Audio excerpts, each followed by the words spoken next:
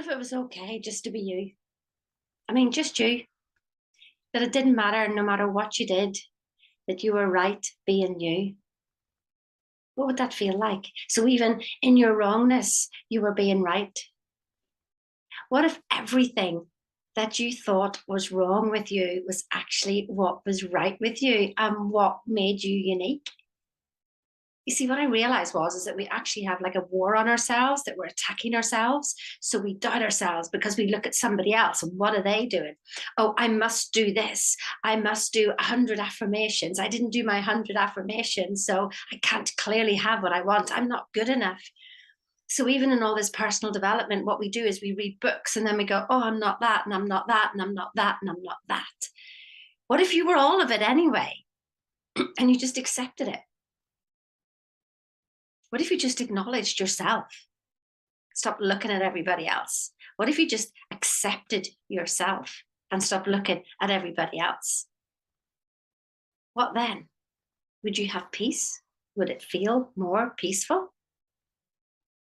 You see, all this doubt, all this worry is like attack on yourself because it's causing stress and hormones and cortisol going through your system. It's like war, fight or flight. We must do something.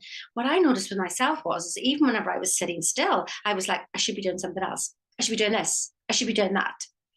Because I realized all that personal development just was me trying to be somebody else and do something else and be better. How can I be better when I'm me? How can I? How can I? I was living to somebody else's standards. But that's what happens if you're in a job, isn't it? But it doesn't have to be. You can still accept yourself and just tick the boxes. You know, if you're in a job, you've got to do the job. Just tick the boxes. Still be yourself. I used to really wind up some of my managers because they just couldn't get me. Well, I couldn't get me. I just knew that I was going to be number one. I did 3 contracts, and in each of those, I said to myself, well, I'll just be number one. And I wound them up so much because I wasn't doing things the way they wanted me to do them. But I went, but it's all about results. Does it matter how I get there as long as I'm doing everything with integrity? Does it really matter? But you should do this, you should do this, you should do this. I was going, but that's your way. I don't get results that way. I've tried your way for 15 years. I tried your way. So when I started to do it Sheena's way, then I noticed I was getting results. So then we try even more personal development and try to be even more. And it just went the opposite way. It just went the opposite way. So what if everything was just love and everything that looked like it wasn't love was just a call out for love? What if you use that analogy for yourself? What if everything that you thought was wrong about you, why would you think something was wrong about you whenever that's just a comparison with somebody else? You are going to be wrong then because you're not that other person. They are so unique. Even whenever I was doing the Gallup strengths, you know, the uniqueness of every person who comes in front of me. Wow. And I'm able to share that with you.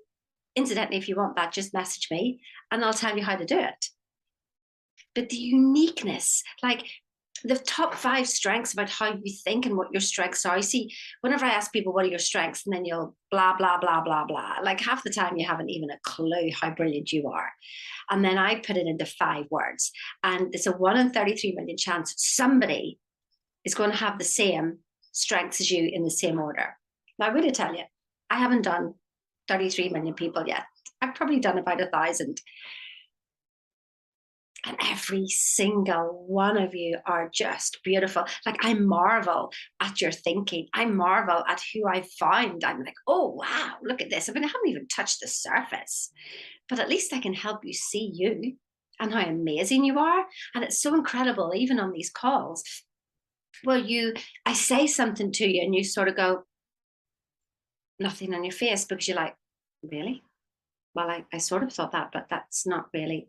Listen, you're so incredible. You're so unique. What if everything you thought was wrong about you was actually what was right? And when we start to allow ourselves to be ourselves, we start to become a nicer version and a bigger version and a better version without even trying, because you just accepted yourself. That's it. No more trying to be you. No more trying to be a better version you. Just going, that's me. Like it or lump it. Can you be like that? Can you imagine the freedom in that? Who cares? Nobody cares about you anyway. Think about it. I remember whenever I first realized that. Nobody cares about me. Nobody cares about me. Oh my God, this is so freeing. Think about it. You can walk down the street, somebody looks at you, maybe they're having a bad day, and they look at you and you think that they're looking at you horribly, and actually they're not even thinking about you in any shape or form. Nobody cares. So go on. Love yourself. Just be yourself. It's okay to be you. You cannot not be you. So stop trying to be somebody else. They're already taken. You cannot not be you. You're okay. You're absolutely perfect in every single aspect. Even when you're wrong, even when you're crying, even when you're angry, even when you're sad, even when you're worrying, it doesn't really matter. It just is. It just is you. When you lighten up on yourself, those things don't tend to happen. But if they do, you're not that bothered. You just go, oh, look, I was a little bit angry today. And you'll start to love yourself. Then you'll start to love everything around you and the world around you. When you bless everything around you, you just feel blessed. Have the most blessed day. And I'll see you soon.